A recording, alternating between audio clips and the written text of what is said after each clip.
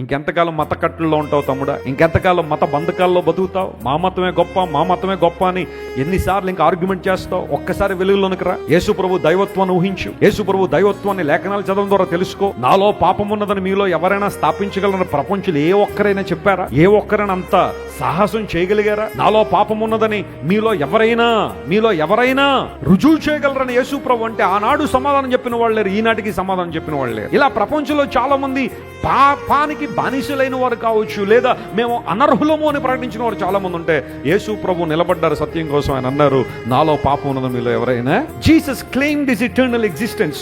యేసు ప్రభు ఆయన యొక్క నిత్యత్వాన్ని ఆయన క్లెయిమ్ చేసుకున్నాడు.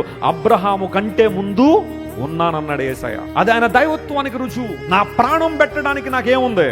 అధికారం ఉంది. తిరిగి తీసుకోవడానికి ఏముంది? అధికారం ఉందన్నాడు ఆయన. ఎవరైనా అన్నారా ఆ మాట ప్రపంచంలో? నా ప్రాణం పెట్టడానికి నాకు అధికారం ఉంది, తిరిగి తీసుకోవడానికి కూడా నాకు అధికారం ఉందని ఎవరైనా చెప్పిన వాళ్ళు ఉన్నారా?